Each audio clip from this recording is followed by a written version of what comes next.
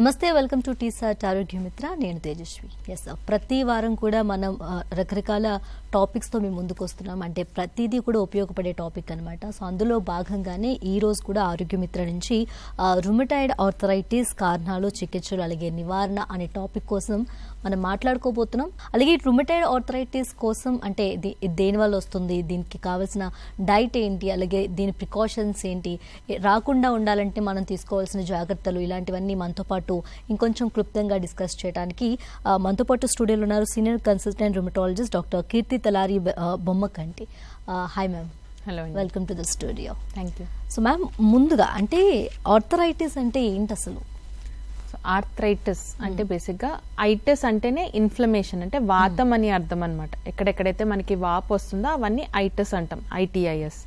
Arthritis అంటే joints కి వచ్చే వాతంని, అంటే కీళ్ళ వాతాన్ని మనం ఆర్థరైటిస్ అంటాం. ఓకే. సో దీంట్లో మెయిన్గా ఏంటి అంటే జాయింట్ లో నొప్పి, వాపు, దానిపైన ఉన్న చర్మం ఎర్రగా అవ్వటము, మూవ్మెంట్ లేకపోవటము, because of the pain and swelling వల్ల మూవ్మెంట్ లేకపోవడం అనే దాన్ని మనం ఆర్థరైటిస్ అని అంటాం. ఓకే. అయితే ఈ ఆర్థరైటిస్ లో ఎన్ని టైప్స్ ఆఫ్ ఆర్థరైటిస్ ఉంటాయి మనకి, అంటే ఎలా ఐడెంటిఫై చేయొచ్చు మనం? సో బేసిక్లీ ఆర్థరైటిస్ అంటేనే కీళ్లవాతం. కీళ్లవాతంలో చాలా రకాలు ఉంటాయి. సో మోస్ట్ కామన్ గా చూసే కీళ్లవాతం రుమటాయిడ్ ఆర్థరైటిస్. దీంట్లో ముఖ్యంగా వేళ్లకి అండ్ అంటే స్మాల్ జాయింట్స్, వేళ్లకి కాళ్ళకి సంబంధించిన జాయింట్స్ లో, అలాగే కొంతమందికి వ్రిస్ట్, నీస్, అలా డిఫరెంట్ జాయింట్స్ లో రావడానికి ఛాన్సెస్ ఉంటాయి. వెన్నెముకకి సంబంధించిన ఆర్థరైటిస్ ని మనం స్పాండైలో ఆర్థరైటిస్ అంటాం. దీంట్లో మెయిన్ గా ఏంటంటే మన మెడకి సంబంధించిన కీళ్ళు, వెన్నెముకకి సంబంధించిన కీళ్ళు, పెల్విస్ కి సంబంధించిన కీళ్ళు నొప్పి, వాపు అనేది వస్తూ ఉంటుంది. మళ్ళీ దీంట్లో కూడా చాలా టైప్స్ ఉంటాయి. లైక్ సోరియాటిక్ ఆర్థరైటిస్, అంటే ఇప్పుడు సోరియాసిస్ ఉన్న వాళ్ళకి ఆర్థరైటిస్ వస్తే దాన్ని సోరియాటిక్ ఆర్థరైటిస్ అంటాం. సో ఇవన్నీ కూడా ఒక రకమైన ఆటో ఇమ్యూన్ డిజీజెస్, అంటే వాళ్ళ ఇమ్యూనిటీ, వాళ్ళ రోగనిరోధక శక్తి వాళ్ళ మీద వ్యతిరేకంగా తిరగబడడం వల్ల వచ్చే కీళ్లవాతాలు. ఇలా కాకుండా కొన్ని కీళ్లవాతాలు will be as a part of systemic diseases, అంటే వాతం అనేది బాడీలో మల్టిపుల్ ఆర్గన్స్ ని ఎఫెక్ట్ చేస్తూ ఉంటుంది. దాంట్లో one of the organ that is affected is a joint. For example lupus, Sjogren's, ఇలా కొన్ని ఆటో ఇమ్యూన్ డిజీజెస్ ఉంటాయి. ఈ ఆటో ఇమ్యూన్ డిజీజెస్ ఉన్న వాళ్ళకి కూడా ఆర్థరైటిస్ రావచ్చు. అది కూడా ఒక రకమైన ఇన్ఫ్లమేటరీ ఆర్థరైటిస్. ఇవి కాకుండా అంటే ఇప్పుడు కొంతమందికి యూరిక్ యాసిడ్ పెరగడం వల్ల ఆర్థరైటిస్ రావటం, లేదా కాల్షియం డిపాజిట్స్ వల్ల ఆర్థరైటిస్ రావటం, దాన్ని మళ్ళీ గౌట్, స్యూడో గౌట్, అవి కూడా ఆర్థరైటిస్. సో బేసిక్ గా చెప్పాలంటే ఆర్థరైటిస్ లో చాలా రకాలు ఉంటాయి. ఏదైతే మనం కామన్ గా వింటామో ఆస్టియో ఆర్థరైటిస్ అనేది, it is not a true arthritis. అంటే అది యాక్చువల్ గా అరుగుదల వల్ల వచ్చే జాయింట్ పెయిన్స్, దాన్ని మనం ఆస్టియో ఆర్థరైటిస్ అని పిలుస్తాం. కానీ ఇట్ ఇస్, అంటే ఫ్రాంక్ గా చెప్పాలంటే నాట్ ఎ ట్రూ ఆర్థరైటిస్ అనమాట. అంటే దాంట్లో వాతం, ఇన్ఫ్లమేషన్ అనేది యూజువల్ గా ఉండదు. ఓకే. అలాగే అదే ఆస్టియో ఆర్థరైటిస్ కావచ్చు, ఈ రుమటాయిడ్ ఆర్థరైటిస్, అసలు ఈ రెండింటికి మధ్య డిఫరెన్స్ ఏంటి, సో ఎలా ఐడెంటిఫై చేయొచ్చు మనం అనేది? సో నార్మల్ గా మనం ఆర్థరైటిస్ అన్న వెంటనే ఎవరికైనా చెప్పామనుకోండి మీకు ఆర్థరైటిస్ వచ్చింది, యూజువలీ వాళ్ళ ఫస్ట్ రెస్పాన్స్ ఎలా ఉంటుంది? ఆర్థరైటిస్ అంటే పెద్దవాళ్ళకి వచ్చేది కదా, 60 years పైగా వచ్చిన వాళ్ళకి. ఎవరైనా చిన్న వాళ్ళకి చెప్తే ఇంత చిన్న వయసులో ఆర్థరైటిస్ ఏంటి అని అనుకుంటాం కదా. సో నార్మల్ గా ఏంటంటే ఆస్టియో ఆర్థరైటిస్ అనేది పెద్దవాళ్ళకి వచ్చే ఆర్థరైటిస్, అంటే పెద్దవాళ్ళకి వచ్చే కీళ్ల అరుగుదల. ఏజ్ తో మన జాయింట్స్ లో ఉండే గుజ్జు అనేది అరిగిపోయి నెమ్మదిగా జాయింట్స్ రబ్ అవ్వడం వల్ల వాళ్ళకి నొప్పి రావటం, లేదా జాయింట్స్ లో కటకట అని సౌండ్ రావటం, దానివల్ల మూవ్మెంట్ సరిగ్గా లేకపోవటం, ఎస్పెషలీ మోకాళ్ళలో ఎక్కువగా స్టార్ట్ అవుతుంది. కానీ కొంతమందికి చేతిలో లేదా కాళ్ళల్లో కూడా రావచ్చు, అంటే పాదాల్లో కూడా రావచ్చు. దాన్ని ఆస్టియో ఆర్థరైటిస్ అంటాం. ఇది యూజువల్ గా పెద్దవాళ్ళకి వస్తుంది. యంగర్ పీపుల్ కి ఎస్పెషలీ ఆ జాయింట్ మీద చాలా లోడ్ పడడం వల్ల, లేకపోతే బాగా ఎక్కువగా వెయిట్ ఉండటం వల్ల కొంతమందికి చిన్న వయసులో కూడా ఆస్టియో ఆర్థరైటిస్ రావచ్చు. రుమటాయిడ్ అనేది is a completely different disease. ఇది కీళ్లవాతం. దీంట్లో వాళ్ళ ఇమ్యూనిటీ వాళ్ళ మీద తిరగబడడం వల్ల మన వైట్ బ్లడ్ సెల్స్, ఏవైతే మన ఇమ్యూన్ సెల్స్ ఉంటాయో, అది మన జాయింట్ మీద దాడి చేయడం వల్ల జాయింట్ లో కెమికల్స్, అంటే సైటోకైన్స్ అనేవి ప్రొడ్యూస్ అయ్యి జాయింట్ లోపల స్వెల్లింగ్ రావటము, వాపు రావటము, దానివల్ల చాలా స్టిఫ్నెస్ అనేది డెవలప్ అవ్వటం, ఇవన్నీ దానికి సంబంధించిన symptoms. So they are completely different. Usual గా ఆస్టియో ఆర్థరైటిస్ వచ్చేది పెద్దవాళ్ళకి, most commonly in the knees. Rheumatoid వచ్చేదేమో యూజువల్ గా between 25 to 50 years of age వాళ్ళకి ఎక్కువగా వస్తుంది. అండ్ యూజువల్ గా స్మాల్ జాయింట్స్, అంటే చేతి వేళ్లలో, కాళ్ళ వేళ్లలో ఎక్కువగా వస్తుంది. ఎర్లీ స్టేజ్ లో రావడానికి గల రీజన్స్ ఏమన్నా ఉంటాయి? అంటే ఎందుకు వస్తాయి? డైట్ కావచ్చు, ఇలాంటి ఏమైనా రీజన్స్ ఉన్నాయా? సో బేసిక్గా ఇవన్నీ ఆటోఇమ్యూన్ డిజీజెస్ అని చెప్పాను కదా, లైక్ రుమటాయిడ్ ఒక ఆటోఇమ్యూన్ డిజీజ్. సో వాళ్ళ ఇమ్యూనిటీ ఓవర్ ద టైం ఎలా డెవలప్ అయింది? So there are multiple reasons. అంటే పుట్టుకతోనే, అంటే జెనెటిక్ గానే వాళ్ళు ఎటువంటి ఇమ్యూనిటీని ఇన్హెరిట్ చేసుకున్నారు, ఇంట్లో ఆటోఇమ్యూనిటీ రిస్క్ ఉంటే వాళ్ళకి ఆ రిస్క్ పెంచే జీన్స్ ఎక్కువగా ఉంటాయి. అలాగే యాజ్ దే డెవలప్ వాళ్ళ చుట్టూ ఎన్వైరన్మెంట్, అంటే వాళ్ళు ఎంత ఎన్వైరన్మెంట్లో ఎంత పొల్యూషన్ ఉంది, ఎంత స్ట్రెస్కి లోన్ అయ్యారు, ఓవరాల్గా విత్ టైం ఇమ్యూనిటీ ఎలా డెవలప్ అవుతుంది, వాళ్ళకున్న అలవాట్లు, వీటన్నిటితో కలిపి ఇమ్యూనిటీ అనేది డెవలప్ అవుతుంది. సో ఇది స్పెసిఫిక్ రీజన్. అంటే ఇది ఉంటే పక్కా ఆర్థరైటిస్ వస్తుంది, ఇది లేకపోతే రుమటాయిడ్ రాదు అని చెప్పడానికి ఉండదు. రుమటాయిడ్ కి మల్టిపుల్ రీజన్స్ ఉంటాయి. Some of them can be genetic, some can be environmental, అంటే వాళ్ళ వంశపారంపర్యంగా కూడా వచ్చే ఛాన్సెస్ ఉన్నాయి, కానీ the risk is very less. అంటే ఇప్పుడు సపోజ్ ఒక మదర్ కి రుమటాయిడ్ ఆర్థరైటిస్ ఉంది అనుకోండి, డెఫినెట్ గా వాళ్ళ పిల్లలకి రుమటాయిడ్ ఆర్థరైటిస్ వస్తుందని కాదు. ఇప్పుడు నార్మల్ గా ఒక నార్మల్ పర్సన్, అంటే ఇంట్లో ఎవరికి రుమటాయిడ్ ఆర్థరైటిస్ లేదు, వాళ్ళకి రుమటాయిడ్ వచ్చే risk say it is somewhere around 1% అనుకుందాం. 1% అనుకోండి. అదే ఫ్యామిలీలో రుమటాయిడ్ ఆల్రెడీ ఉంది, అంటే మదర్ కో లేకపోతే ఫాదర్ కో రుమటాయిడ్ ఆర్థరైటిస్ ఉంది అంటే వాళ్ళకి వచ్చే రిస్క్ ఒక 6% పెరుగుతుంది. So mild increase in risk ఉంటుంది తప్ప it is not like rheumatoid arthritis ఉన్న ఫ్యామిలీలో అందరికీ రుమటాయిడ్ ఆర్థరైటిస్ వస్తుందని ఏం లేదు. Okay. And when compare to అంటే ఎర్లీ స్టేజ్లో వచ్చిన వాళ్ళకి, అంటే 25sలో వచ్చిన వాళ్ళకి ఈ క్యూర్ అయ్యే ఛాన్సెస్ ఎంతవరకు ఉంటాయంటారు? సో ఈ ఆటోఇమ్యూన్ డిసీజెస్ అన్ని దీర్ఘకాలిక వ్యాధులు అండి. అంటే బేసిక్గా వాళ్ళ ఇమ్యూనిటీలో లోపం ఉండటం వలన ఏదైతే నార్మల్గా మనల్ని ప్రొటెక్ట్ చేయాలో, మన రోగనిరోధక శక్తి మనల్ని ఇన్ఫెక్షన్స్ నుంచి కాపాడుతుంది కదా, ఇక్కడ మన రోగనిరోధక శక్తి మనకి వ్యతిరేకంగా పనిచేస్తుంది కాబట్టి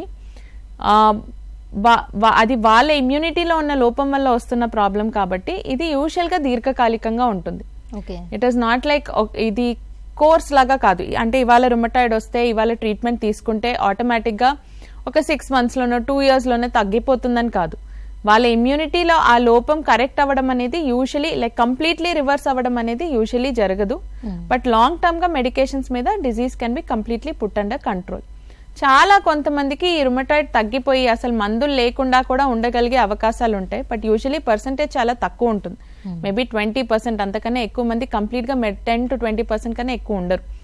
సో వాళ్ళు మేబీ సమ్ టైమ్స్ మెడిసిన్స్ ఆపేయగలరు, బట్ అగైన్ వాళ్ళకి లైఫ్ మొత్తం ఆ రిస్క్ ఉంటుంది మళ్ళీ ఆర్థరైటిస్ ఫ్యూచర్ లో స్టార్ట్ అవ్వడానికి.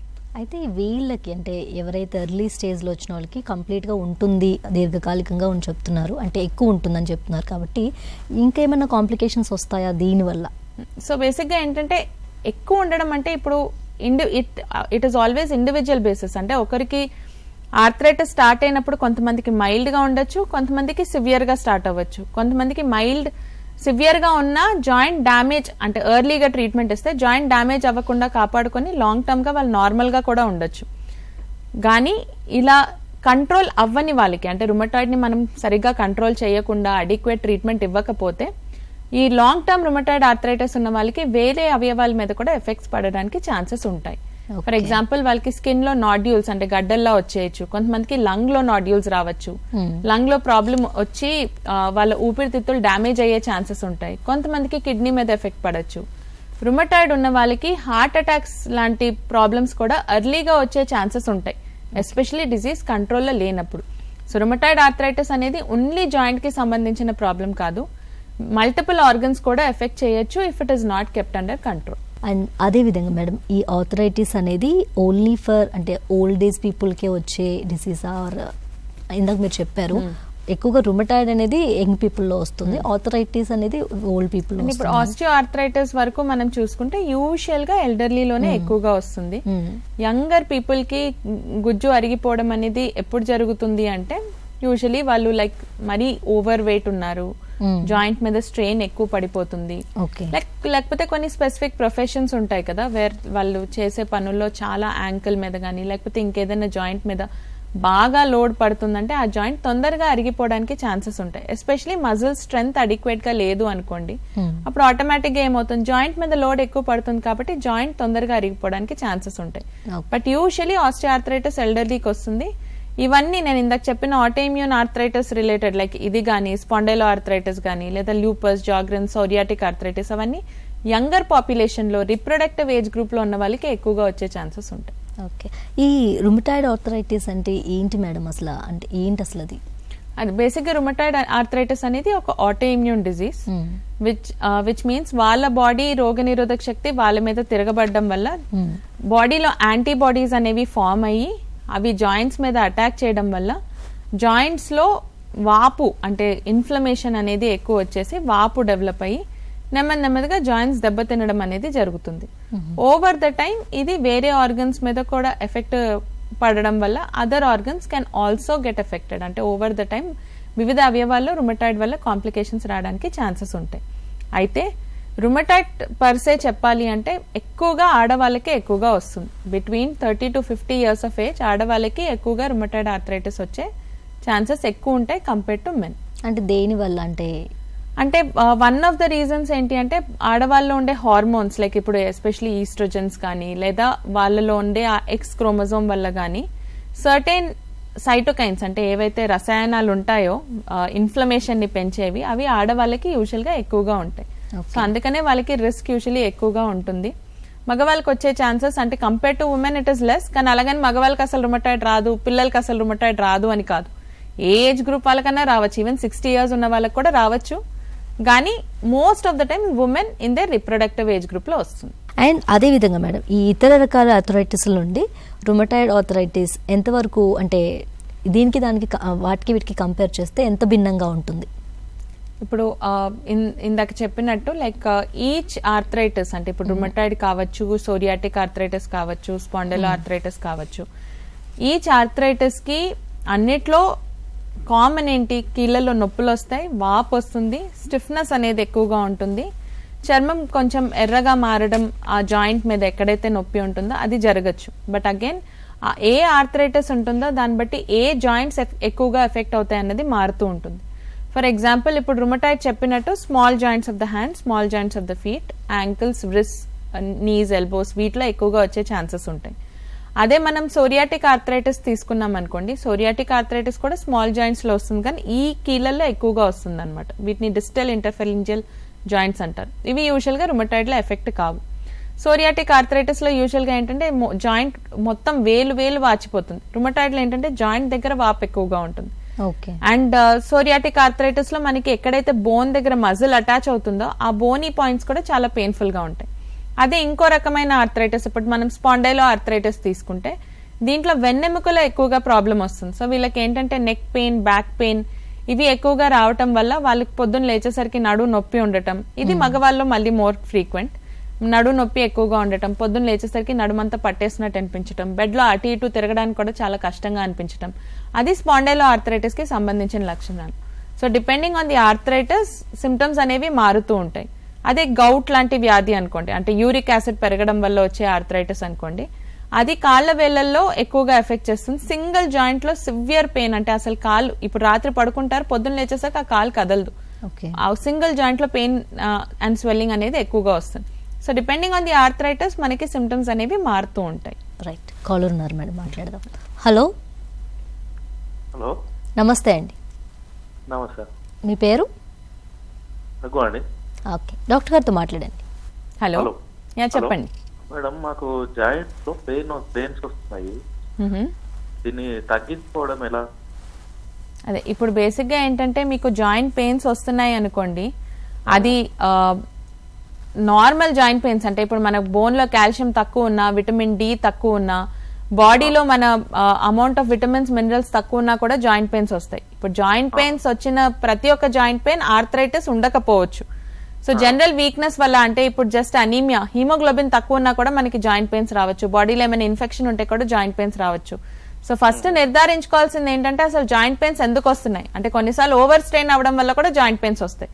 సో జాయింట్ పెయిన్స్ ఎందుకు వస్తున్నాయి అన్నది తెలుసుకొని దాన్ని బట్టి మనము అకార్డింగ్లీ మనము ట్రీట్మెంట్ అనేది తీసుకోవాల్సిన అవసరం ఉంటుంది. రైట్, థ్యాంక్ యూ రఘు గారు.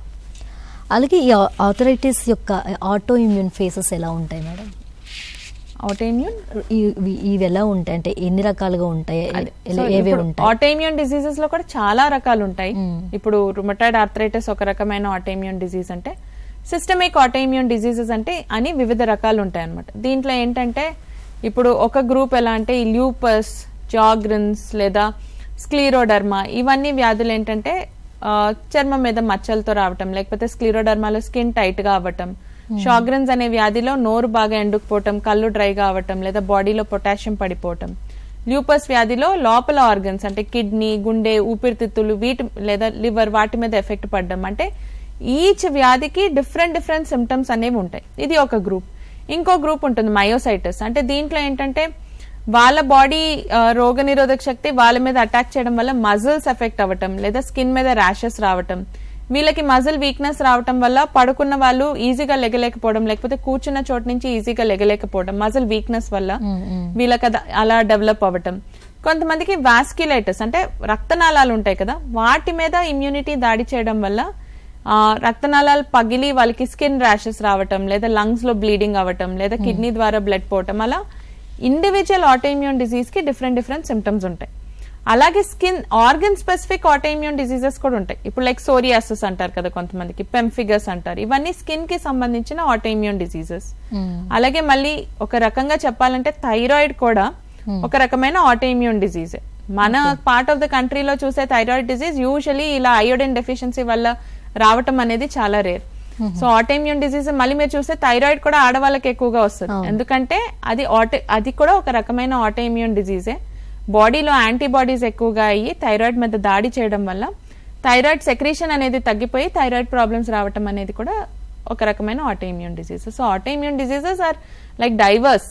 దాంట్లో యూజువల్ గా రుమటాలజిస్ట్ చూసే ఆటోఇమ్యూన్ డిజీజెస్ ఏంటంటే మల్టిపుల్ ఆర్గన్స్ ఎఫెక్ట్ అయ్యే డిజీజెస్ ని, అంటే వ్యాధుల్ని రుమటాలజిస్ట్ యూజువల్ గా చూస్తారు. ఓకే. అండ్ ఈ జువైనల్ రుమటాయిడ్ ఆర్థరైటిస్ ఇదంటే ఏంటి అసలు? సో జువెనైల్ అంటే యూజువలీ చిన్న పిల్లలు, అంటే పీడియాట్రిక్ పాపులేషన్ ని ఎఫెక్ట్ చేసే కీళ్ళవాతాలని జువెనైల్ ఆర్థరైటిస్ అంటాం అనమాట. దాన్ని యూజువల్ గా ఒకప్పుడు జువెనైల్ రుమటాయిడ్ ఆర్థరైటిస్ అనేవాళ్ళు. These days we call it juvenile idiopathic arthritis, JIA అంటాము. సో దీంట్లో కూడా మల్టిపుల్ రకాలు ఉంటాయి. ఇప్పుడు పెద్దవాళ్ళకి ఎలాగ rheumatoid, spondyloarthritis, psoriatic arthritis అలా డిఫరెంట్ టైప్స్ ఉంటాయో, చిన్న పిల్లల్లో కూడా juvenile idiopathic arthritis multiple types ఉంటాయి. దాంట్లో ఒక వేరియంట్ ఆల్మోస్ట్ అడల్ట్ కి రుమటాయిడ్ ఆర్థరైటిస్ ఎలాగో చిన్న పిల్లలకి ఈ juvenile idiopathic arthritis polyarticular form అని ఒక ఫామ్ ఉంటుంది. అది ఆల్మోస్ట్ అడల్ట్స్ కి వచ్చే రుమటాయిడ్ ఆర్థరైటిస్ లాగే ఉంటుంది. అగైన్ పిల్లల్లో కూడా ఏంటంటే కొంతమందికి వాళ్ళు ఆల్మోస్ట్ 16 to 18 years వచ్చే వరకు తగ్గిపోవచ్చు. బట్ కొంతమందికి చిన్నప్పుడు వచ్చింది అలా కంటిన్యూ అయ్యి అడల్ట్ గా మారినప్పుడు అది అలా కంటిన్యూ అవుతూ ఉండొచ్చు. సో వాళ్ళు చిన్నప్పటి నుంచే కొన్నిసార్లు మందులు వేసుకోవాల్సిన అవసరం ఉంటుంది. అంటే ఇంత చిన్న ఏజ్ లో, అంటే చిన్న పిల్లలకి రావడం అనేది ఎలాంటి రీజన్స్ వల్ల వస్తుంది? So most of the times ఏంటంటే జెనెటిక్ గా వాళ్ళ ఇమ్యూనిటీ ఎలా డెవలప్ అయ్యింది, అంటే ఇది పేరెంట్స్ నుంచి ఇన్హెరిట్ చేసింది అన్నది కాదు. మనకి బాడీలో జీన్స్ మనం పేరెంట్స్ నుంచి ఇన్హెరిట్ చేసుకున్నా విత్ టైం మన జీన్స్ కొంచెం మాడిఫై అవుతూ ఉంటాయి అన్నమాట. వాటిని మనం ఎపిజెనెటిక్ మాడిఫికేషన్స్ అంటాం. సో వాళ్ళు పేరెంట్స్ కి రిస్క్ జీన్స్ ఉండొచ్చు. అంటే ఇప్పుడు మదర్ కి కొన్ని జీన్స్ ఉండొచ్చు. మల్టిపుల్ జీన్స్ వల్ల ఆర్థరైటిస్ వస్తుందని మనకు తెలుసు. సో సింగిల్ జీన్ వల్ల ఇది ఆర్థరైటిస్ వస్తుందని కాదు. మదర్ నుంచి కొన్ని జీన్స్ ఇన్హెరిట్ చేసుకోవచ్చు, లేదా ఫాదర్ నుంచి కొన్ని జీన్స్ ఇన్హెరిట్ చేసుకోవచ్చు. ఈ కాంబినేషన్ వల్ల ప్లస్ వాళ్ళు యాజ్ దే గ్రో వాళ్ళ ఎపిజెనెటిక్ మాడిఫికేషన్స్ ఎలా జరిగాయి బాడీ లోపల, వాళ్ళ హార్మోన్స్ ఎలా ఉన్నాయి, ఇవన్నీ వీటన్నిటి వల్ల అండ్ ప్లస్ వాళ్ళ చుట్టూ ఎన్వైరన్మెంట్ ఎలా ఉంది, ఇవన్నిటి వల్ల ఏంటంటే వాళ్ళకి ఆటో ఇమ్యూనిటీ అనేది డెవలప్ అవ్వచ్చు. And when they develop that, ఇప్పుడు ఆటో ఇమ్యూన్ ప్రాసెస్ అనేది ఇప్పుడు ఒకరికి ఆర్థరైటిస్ ఇవాళ బయటపడింది అనుకోండి, వాళ్ళ బాడీలో auto immune process last 5 years నుంచి కూడా స్టార్ట్ అయ్యి ఉండొచ్చు. So at some point of time auto immunity develop అయ్యి ఓవర్ ద టైం ఏంటంటే మనకి బయటకి ఆర్థరైటిస్ లాగా కనిపిస్తుంది. ఓకే. అంటే ఈ చిన్నపిల్లలు రావడానికి గల కారణం అంటే ప్రెగ్నెన్సీ టైంలో ప్రికాషన్స్ కూడా ఏమైనా బేస్ అవుతాయా వీళ్ళకి? ప్రస్తుతానికైతే scientifically there is nothing like that. అంటే ఇప్పుడు ప్రెగ్నెన్సీలో మదర్ ఇది చేయడం వల్ల చైల్డ్ కి ఆర్థరైటిస్ వస్తుందేమో అన్నది ఇప్పుడు కరెంట్లీ అయితే మనకి దాని మీద ఏం సైంటిఫిక్ ఎవిడెన్స్ అయితే లేదు. సో అదే విధంగా మేడం, ఒక వ్యక్తిలో అంటే ఒకటి కంటే ఎక్కువ రకాల ఆర్థరైటిస్ ఒకేసారి ఉండొచ్చా? యూజువలీ 2-3 ఆటోఇమ్యూన్ డిసీజెస్ ఒక పర్సన్ లో ఉండటం అనేది, అంటే ఇప్పుడు ఒకటే పర్సన్ కి rheumatoid arthritis, spondyloarthritis, rheumatoid arthritis, psoriatic arthritis ఉండదు. కానీ ఒకటే పర్సన్ కి rheumatoid arthritis, lupus, rheumatoid arthritis, Sjogren's అంటే ఒక group of diseases which are similar కలిపి ఉండడానికి ఛాన్సెస్ ఉంటాయి. అలాగే ఇప్పుడు రుమటాయిడ్ ఆర్థరైటిస్ ఉన్న వాళ్ళకి నెమ్మదిగా జాయింట్ డ్యామేజ్ అయితే ఏమవుతుంది, గుజ్జు అరిగిపోతుంది, మధ్యలో ఉన్న గ్యాప్ తగ్గిపోయి బోన్స్ దగ్గరకు వచ్చేస్తాయి. So rheumatoid arthritis, osteo arthritis కలిపి ఉన్న వాళ్ళు కూడా ఉంటారు. అంటే మేము చాలా మంది ఫస్ట్ టైం వాళ్ళు యాక్చువల్గా నీ రిప్లేస్మెంట్ కోసం మా ఆర్థోపెడిషన్ దగ్గర అడ్మిట్ అయినప్పుడు అప్పుడు మేము రిట్రోస్పెక్టివ్గా అడిగితే వీళ్ళకి చాలా రోజుల నుంచే వేరే కీళ్ళల్లో కూడా నొప్పులు వాపులు ఉన్నాయి, కానీ వాళ్ళు ఎప్పుడు మెడికల్ అటెన్షన్కి రాలేదు అన్నది చూసి అప్పుడు వాళ్ళకి రుమటాయిడ్ ఆర్థరైటిస్ ఉంది అని కూడా నిర్ధారిస్తాం. సో ఒకటే పేషెంట్కి రుమటాయిడ్ ఆర్థరైటిస్ ఉంది, వాళ్ళకే రుమటాయిడ్ వల్ల ఆస్టియో ఆర్థరైటిస్ డెవలప్ అవ్వచ్చు, లేదా రుమటాయిడ్కి ఆస్టియో ఆర్థరైటిస్కి సంబంధం లేకుండా, అంటే వాళ్ళకి రుమటాయిడ్ ఉంది బట్ వాళ్ళ వెయిట్ వల్ల వాళ్ళకి ఆస్టియో ఆర్థరైటిస్ మోకాల్లో డెవలప్ అయ్యే ఛాన్సెస్ ఉంటాయి. రుమటాయిడ్ ఇంకా ల్యూపస్ అంటే మిగతా ఆటోఇమ్యూన్ డిసీజెస్ కలిపి ఉండడానికి కూడా ఛాన్సెస్ ఉంటాయి. మళ్ళీ సపరేట్గా సోరియాటిక్ ఆర్థరైటిస్, సోరియాసిస్ అవి కూడా ఆటోఇమ్యూన్ డిసీజెస్ కదా, అవి కూడా కలిపి ఉండే ఛాన్సెస్ ఉంటాయి. కానీ ఇప్పుడు ఆటోఇమ్యూన్ డిసీజెస్లో చాలా టైప్స్ ఉంటాయి. సో ఆ 2 different types of autoimmune diseases అంటే వేరే భిన్నంగా డిఫరెంట్ సెల్స్ ద్వారా వచ్చే ఆటోఇమ్యూన్ డిసీజెస్ కలిపి ఉండటం రేర్. సో మేడం ఇంకొక కాలర్ ఉన్నారు, మనం మాట్లాడదాం. హలో హలో చెప్పండి మేడం. నమస్తే అండి, మీ పేరు? నా పేరు సోమనా. ఓకే, డాక్టర్ గారితో మాట్లాడండి. అలాగేనండి. చెప్పండి అమ్మా. మేడం నాకు గత 6 నెలల నుంచి కీళ్ళ నొప్పులు మేడం. హాస్పిటల్ లో కూడా చూపించుకున్నాను. వాడినంతసేపు మెడిసిన్స్ బాగానే ఉంటుంది మేడం, మళ్ళీ తర్వాత రిపీటెడ్ వస్తుంది.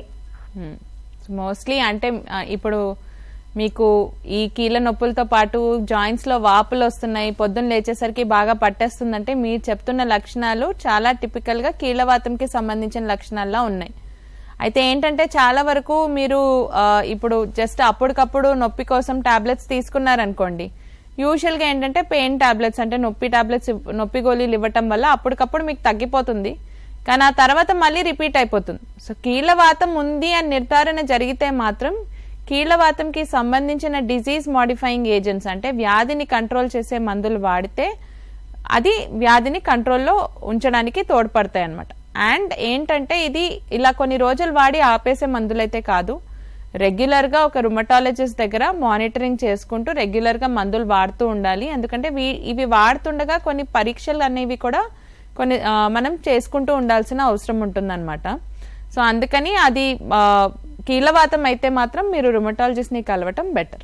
రైట్, థ్యాంక్ యూ శ్యామల గారు. సో అదేవిధంగా మేడం ఈ స్మోక్ రుమటాయిడ్ ఆర్థరైటిస్ ని ఇంకా పెంచే అవకాశం ఉంటుందా? సో బేసిక్ గా స్మోకింగ్ అనేది రుమటాయిడ్ ఆర్థరైటిస్ కి ఒక major risk factor. So usual గా ఏంటంటే స్మోకింగ్ పర్సే ఏం చేస్తుందంటే ఒక్కసారి వాళ్ళు స్మోక్ పీల్చాక once it enters the lungs అంటే ఊపిరితిత్తుల్లోకి వెళ్ళాక ఊపిరితిత్తుల్లో ఉన్న సెల్స్ ని డ్యామేజ్ చేయడం వల్ల ఆక్సిడేటివ్ స్ట్రెస్ అనేది ఒకటి బాడీలో క్రియేట్ అవుతుంది. సో అప్పుడు రిలీజ్ అయ్యే ఏవైతే ఉంటాయో కెమికల్స్ అవి ఆటో ఇమ్యూనిటీని స్టిమ్యులేట్ చేసి యాంటీబాడీస్ ని ఎక్కువగా ప్రొడ్యూస్ అయ్యేటట్టు ఉంటాయి. సో స్మోకింగ్ వల్లే రుమటాయిడ్ వస్తుంది అన్నది కాదు, అంటే it is not like a cause but it is one of the risk factors. And disease ఇంకా సివియర్ గా అవ్వటానికి, జాయింట్స్ తొందరగా డ్యామేజ్ అయిపోవడానికి, ఇస్తున్న మందులుకి రెస్పాండ్ అవ్వకుండా అంటే డిజీజ్ కంట్రోల్ అవ్వకుండా ఫాస్ట్ గా ప్రోగ్రెస్ అవ్వడానికి smoking is one of the risk factors. So smoking in any form, అది యాక్టివ్ స్మోకింగ్ కావచ్చు, వేపింగ్ కావచ్చు, లేదా పాసివ్ స్మోకింగ్ కావచ్చు, it is better to avoid smoking in any form in rheumatoid arthritis. Okay, and most మనం ఎక్కువగా భయపడేది infections, ఇవి కూడా ఒక వన్ ఆఫ్ ది రీజన్ అవ్వచ్చా రుమటాయిడ్ ఆర్థరైటిస్ కి? సో ఇన్ఫెక్షన్స్ అంటే సర్టెన్ కొన్ని viral infections have been implicated అనమాట. అంటే ఈ వైరల్ ఇన్ఫెక్షన్స్ వస్తే ఫ్యూచర్ లో ఆటో ఇమ్యూన్ డిసీజెస్ వచ్చే రిస్క్ ఎక్కువ ఉంటుంది, ఆర్థరైటిస్ వచ్చే రిస్క్ ఎక్కువ ఉంటుంది, అది ఒక కేటగిరీ. అలా కాకుండా ఇప్పుడు ఫర్ ఎగ్జాంపుల్ ఇప్పుడు చికెన్ గున్యా లేదా డెంగ్యూ లాంటి వైరల్ ఇన్ఫెక్షన్స్ తర్వాత కూడా కీళ్ళవాతాలు మొదలవుతాయి. సో అవన్నీ రుమటాయిడ్ అని అనలేము, they are all viral arthritis అంటే post viral arthritis. Most of the times ఈ పోస్ట్ వైరల్ ఆర్థరైటిస్ దానంతట అదే ఒక 6 weeks to 3 months లోపల తగ్గిపోతుంది. కానీ కొంతమందికి వైరల్ ఆర్థరైటిస్ క్రానిక్ అయిపోవచ్చు. అలాంటి వాళ్ళకి ఆల్మోస్ట్ రుమటాయిడ్ లో ఎలా ఉంటుందో వీళ్ళకి కూడా అలాగే రుమటాయిడ్ ఆర్థరైటిస్ లో ట్రీట్మెంట్ ఇవ్వాల్సిన అవసరం రావచ్చు. రైట్, అండ్ ఇంకొకటి ఈ రుమటాయిడ్ ఆర్థరైటిస్ యొక్క స్టార్టింగ్ సైన్స్ అండ్ సిమ్టమ్స్ ఎలా ఉంటాయి మేడం అసలు? సో యూజువల్ గా రుమటాయిడ్ ఆర్థరైటిస్ స్టార్ట్ అయినప్పుడు స్మాల్ జాయింట్స్ అంటే చేతి వేళ్లలో గానీ కాళ్ళ వేళ్లలో గానీ నొప్పి, జాయింట్స్ దగ్గర వాపు రావటం, స్టిఫ్నెస్ అంటే పొద్దున్న లేచేసరికి చేతులు దగ్గరికి రాలేకపోవటం, పట్టేసినట్టు అనిపించటం. ఇప్పుడు ఒక కాఫీ కప్ పట్టుకోవడానికి కూడా చేయి దగ్గరికి రాదనమాట. అండ్ పట్టుకున్నాక అది అంత ఈజీగా వదలలేరు, అంటే జాయింట్ మూవ్మెంట్ అనేది బాగా స్టిఫ్గా అనిపిస్తుంది. ఒక బ్రష్ పట్టుకోవడానికి కూడా వాళ్ళకి ఇనీషియల్గా కష్టంగా అనిపించవచ్చు. ఒకటేసారి వాళ్ళకి మల్టిపుల్ జాయింట్స్ ఎఫెక్ట్ అవ్వడం కూడా జరగచ్చు, లేదా కొన్నిసార్లు ఒక జాయింట్లో స్టార్ట్ అయ్యి తగ్గి మళ్ళీ కొన్నిసార్లు వేరే జాయింట్లో వచ్చి అలా స్లోగా పెరగడం అనేది కూడా జరగచ్చు. ఓకే. అండ్ ఈ రుమటాయిడ్ ఆర్థరైటిస్లో కీళ్ళ నొప్పులు లేదా ఏవైనా ఇతర కీళ్ళ నొప్పులకి ఎంతవరకు భిన్నంగా ఉంటాయి ఇవి, అంటే వీటి మధ్య డిఫరెన్స్ ఎలా మనం ఐడెంటిఫై చేయొచ్చు? సో కీళ్ళ నొప్పులు అనేది చాలా కామన్ సిమ్టమ్. ఇప్పుడు ఇందాక ఫోన్ చేశారు చూడండి, నాకు జాయింట్స్లో పెయిన్స్ వస్తున్నాయి. జాయింట్ పెయిన్స్ అనేవి మల్టిపుల్ డిజీజెస్లో వచ్చే symptoms. As simple as just calcium deficiency లేదా ఓవర్ స్ట్రెయిన్ వల్ల, లేకపోతే ఫర్ ఎగ్జాంపుల్ ఎక్కువ రాయటం వల్ల అప్పుడు కూడా చేతి జాయింట్స్లో నొప్పులు రావచ్చు. ఆ జాయింట్ పెయిన్స్ వేరే. అండ్ కొంతమందికి బ్లడ్ తక్కువ ఉండటం వలన, లేదా విటమిన్ డి తక్కువ ఉండటం వలన, లేకపోతే కొంతమందికి ఇన్ఫెక్షన్స్ వచ్చినప్పుడు, లేదా కొన్ని serious conditions like even cancers లాంటి వ్యాధుల్లో కూడా జాయింట్ పెయిన్స్ ఉంటాయి. అలాగని ఆ joint pains arthritis joint pains different అనమాట. ఆర్థరైటిస్ అంటే రుమటాయిడ్ ఆర్థరైటిస్ లాంటి వ్యాధుల్లో వచ్చే జాయింట్ పెయిన్స్కి ఏంటంటే జాయింట్స్లో స్వెల్లింగ్ ఉంటుంది. అన్లైక్ వీటిలో ఏంటంటే పెయిన్స్ ఉంటాయి కానీ స్వెల్లింగ్ ఉండదు. స్టిఫ్నెస్ ఎక్కువ ఉంటుంది, అంటే మార్నింగ్ లేచేసరికి పట్టేయడం అనేది 15 to 30 minutes కన్నా ఎక్కువ ఉంటుంది. ఇప్పుడు కొంతమందికి మనం ముందు రోజు బాగా అలసిపోయి పడుకొని ఉంటే పొద్దున్న లేచేసరికి మన జాయింట్స్ కూడా పట్టేసి ఉంటాయి. కానీ యూజువల్గా ఏంటంటే అది 2 to 5 minutesలో నార్మల్గా తగ్గిపోయి మళ్ళీ మనం యాక్టివ్ అయిపోతాం యాజ్ వి వాక్ అరౌండ్. కానీ రుమటాయిడ్ ఆర్థరైటిస్ లాంటి వ్యాధులు ఉన్న వాళ్ళకి ఏంటంటే ఆ స్టిఫ్నెస్ అనేది యూజువల్గా 15 to 30 minutes కన్నా ఎక్కువగా ఉంటుందన్నమాట. అండ్ జాయింట్ మూవ్మెంట్ అనేది పెయిన్ఫుల్ ఉంటుంది. అండ్ యూజువల్గా ఏంటంటే మనం రెస్ట్ తీసుకుంటే నార్మల్ జాయింట్ పెయిన్స్ రెస్ట్తో తగ్గిపోతాయి. కానీ రుమటాయిడ్ ఆర్థరైటిస్ లాంటి కీళ్ళవాతాలు ఉన్న వాళ్ళకి ఏంటంటే రెస్ట్ తీసుకున్నప్పుడు పెయిన్స్ ఎక్కువ అవుతాయి. జాయింట్ కొంచెం మూవ్ చేస్తుంటేనే కొంచెం ఫ్రీగా అనిపిస్తుంది అనమాట వాళ్ళకి. సో ఆ విధంగా ఈ సిమ్టమ్స్ నార్మల్ జాయింట్ పెయిన్స్ పోలిస్తే భిన్నంగా ఉంటాయి. అయితే ఇక్కడ ఇంకొక క్వశ్చన్, ఐ డోంట్ నో అంటే దీనికి రిలేటెడా కాదా అని, చాలామంది మార్నింగ్ లేవగానే ఈ కాళ్ళలో అరికాళ్ళలో ఇలా గుచ్చుతున్నట్టు అనిపిస్తుంది, సూదుల్లా అనిపిస్తుంది. సో ఇది దేని వల్ల, అంటే ఇది కూడా దీనికి రీజన్ అవ్వచ్చా? ఆ సిమ్టమ్ యూజువల్గా రుమటాయిడ్ ఆర్థరైటిస్ కి సంబంధించిన సిమ్టమ్ కాదు. రుమటాయిడ్ లో ఏంటంటే చెప్పినట్టు జాయింట్ పట్టేయటం, నడవలేకపోవటం ఇలాంటివి ఉంటాయి. కానీ చాలా మంది లేచిన వెంటనే ఏంటంటే నేను పడుకొని లేచి పాదం కిందని పెట్టిన వెంటనే మడమలో విపరీతంగా నొప్పి వస్తుంది, లోపల నుంచి గుచ్చుకుంటున్నట్టు నొప్పి వస్తుంది అంటారు కదా. Especially women, middle age women ఎక్కువగా రిపోర్ట్ చేస్తారు. దీన్ని ప్లాంటార్ ఫేషియైటిస్ అంటారు అనమాట. ఇదేంటంటే మన హీల్ పోర్షన్ ఏదైతే ఉంటుందో కంటిన్యూస్ గా నించొని పని చేయటం వల్ల, ఆర్ చాలా అన్ఈవెన్ సర్ఫేసెస్ మీద ఎక్కువగా నడవటం వల్ల, వితౌట్ ఫుట్వేర్ నడవటం వల్ల ఏంటంటే మన హీల్ పోర్షన్ ఏదైతే ఉంటుందో అక్కడి నుంచి కొంచెం ఎక్స్ట్రా బోన్ గ్రోత్ అవుతుంది అనమాట. దాన్ని క్యాల్కేనియల్ స్పర్ అంటారు. ఈ ఎక్స్ట్రా బోన్స్ ఏం చేస్తాయి, కిందనున్న మజిల్స్ మీద గుచ్చుతూ ఉంటాయి. సో ఎస్పెషలీ మనం ఎక్కువసేపు కూర్చొని లేచి నడవాలన్నా లేదా పడుకొని లేచి నడవాలన్నా లోపల నుంచి ఏదో సూదితో గుచ్చుతున్నట్టు పెయిన్ వస్తూ ఉంటుంది. ఇలా ఉన్న వాళ్ళకి యూజువల్ గా మనం సజెస్ట్ చేసేది ఏంటంటే ప్రిడామినెంట్లీ ప్రికాషన్స్. కంటిన్యూస్ గా ఒకటే చోట నించొని పని చేయకండి. వేసుకుంటున్నప్పుడు గుడ్ కుషనింగ్ ఉన్న చెప్పులు, ఇంట్లో కానీ బయట కానీ గుడ్ కుషనింగ్ ఉన్న చెప్పులు వేసుకోవటం. ఈ హాట్ కోల్డ్ థెరపీ అంటే హాట్ వాటర్ లో కొంచెం సేపు ఉంచి మళ్ళీ కోల్డ్ వాటర్ లో ఉంచి జెల్ అప్లై చేసుకోవడం, ఫుడ్ కి సంబంధించిన ఎక్సర్సైజెస్ చేయటంలో ఇది తగ్గడానికి ఛాన్సెస్ ఎక్కువగా ఉంటాయి. రైట్, కాలర్ తో మాట్లాడదాం మేడం. హలో హలో హలో, నమస్తే అండి, మీ పేరు? రమేష్. ఓకే, డాక్టర్ గారితో మాట్లాడండి. చెప్పండి రమేష్ గారు. మేడం నాకు మల్టిపుల్ జాయింట్ పెయిన్స్ వస్తున్నాయి మేడం. ఈ యాంకిల్ నెక్స్ట్ రిస్ట్ ఈ రెండు ప్లేస్లలో పెయిన్స్ వస్తున్నాయి. పెయిన్స్ ఉన్నాయి ఒక 3 years నుంచి. సో ఇప్పుడు మీకు ఈ పెయిన్స్ ఏవైతే వస్తున్నాయో వ్రిస్ట్ ఇంకా యాంకల్ జాయింట్ పెయిన్స్ యూజువల్గా ఆర్థరైటిస్ లో చాలా కామన్ గా ఎఫెక్ట్ అయ్యే జాయింట్స్. కాకపోతే ఏంటంటే ఇవి నిజంగానే ఆర్థరైటిస్ కి సంబంధించిన పెయిన్సా లేకపోతే వేరే కారణాల వల్ల ఈ జాయింట్స్ లో పెయిన్స్ వస్తున్నాయి అన్నది ఒకరు మిమ్మల్ని ఎగ్జామిన్ చేస్తేనే మనకు తెలుస్తుంది అనమాట. ఇప్పుడు దీంట్లో మీకు ఈ పెయిన్స్ తో పాటు బాగా స్టిఫ్నెస్ ఉంది, మార్నింగ్ లేచేసరికి వ్రిస్ట్ కదపడానికి కష్టంగా ఉంది, లేదా ఇదే కాకుండా మీకు స్వెల్లింగ్ కనపడుతుంది వ్రిస్ట్ జాయింట్ దగ్గర, మూవ్మెంట్ వ్రిస్ట్ దగ్గర తగ్గిపోతుంది అంటే డెఫినెట్ గా అది ఆర్థరైటిస్ కి సంబంధించిన సిమ్టమ్స్ ఉండొచ్చు. అలా కాకుండా పెయిన్స్ వస్తున్నాయి, మూవ్మెంట్ రెస్ట్రిక్ట్ అవ్వట్లేదు, స్వెల్లింగ్ లేదు, స్టిఫ్నెస్ లేదు అంటే అది మల్టిపుల్ అదర్ రీజన్స్ వల్ల కూడా జాయింట్ పెయిన్స్ రావచ్చు. సో ఒక డాక్టర్ అది ఎగ్జామిన్ చేసి రుమటాలజిస్ట్ అది ఎగ్జామిన్ చేసి అది ఆర్థరైటిసా లేదా అన్నది నిర్ధారించడమే important. Right, thank you Ramesh గారు. నెక్స్ట్ కాలర్తో మాట్లాడదాం. హలో, నమస్తే మేడం. నమస్తే వెంకటేశ్వర్లు గారు, డాక్టర్ గారితో మాట్లాడండి. నమస్తే మేడం గారు. నమస్తే అండి, చెప్పండి. అయితే మార్నింగ్ మాకు బ్యాక్ పెయిన్ ఎక్కువగా వస్తుందండి. నేను చేసే వస్తుందంటే ఎక్కువగా కంప్యూటర్ ఆపరేట్ చేస్తానండి. నాకు అర్థమైంది ఏంటంటే బేసిక్ గా మార్నింగ్ లేచేసరికి బ్యాక్ పెయిన్ ఎక్కువ వస్తుంది అన్నది మాకు వినపడింది. సో అదే యూజువల్ గా ఏంటంటే మీరు ముందు రోజు బాగా స్ట్రెయిన్ అయ్యి పడుకున్నప్పుడు కూడా బ్యాక్ పెయిన్ ఉంటుంది, కానీ most of the times morning లేచాక ఒక 5 minutes తర్వాత అది యూజువలీ నార్మల్ అయిపోతుంది. కానీ అదే కాకుండా ఇది మార్నింగ్ లేచిన వెంటనే బ్యాక్ పెయిన్ కంటిన్యూస్ గా ఉంటుంది, మీకు 15-20 minutes అయినా తగ్గట్లేదు, లేచిన వెంటనే నడవడానికి చాలా కష్టపడుతున్నారు, లేచేటప్పుడు బెడ్లో అటు ఇటు తిరగడానికి కష్టపడుతున్నారు, పడుకున్నాక మధ్యరాత్రిలో లేస్తున్నారు అండ్ లేచినప్పుడు విపరీతంగా బ్యాక్ పెయిన్ వస్తుంది అంటే మాత్రం ఇది స్పాండైలో ఆర్థరైటిస్ కి సంబంధించిన సిమ్టమ్స్ ఉండొచ్చు. సో అప్పుడు దానికి తగ్గట్టు కొన్ని పరీక్షలు చేసి అది ఉందా లేదా నిర్ధారించి దాన్ని బట్టి ట్రీట్మెంట్ ఉంటుందన్నమాట.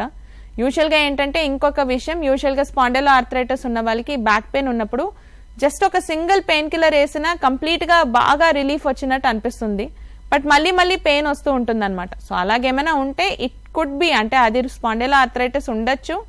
సో మీరు దగ్గరలో ఉన్న రుమటాలజిస్ట్ ని కలిసి దాని గురించి డిస్కస్ చేయటం బెటర్. థ్యాంక్ యూ వెంకటేశ్వర్లు గారు. నెక్స్ట్ కాలర్తో మాట్లాడదాం మేడం. హలో, హలో, నమస్తే రాజు గారు. నమస్తే మేడం. డాక్టర్ గారితో మాట్లాడండి. Okay madam, thank you. నమస్తే అండి, చెప్పండి. మేడం నాకు పాలిండ్రోమిక్ రుమటాలజీ ఉంది మేడం. 4 years నుండి ఉంది మేడం.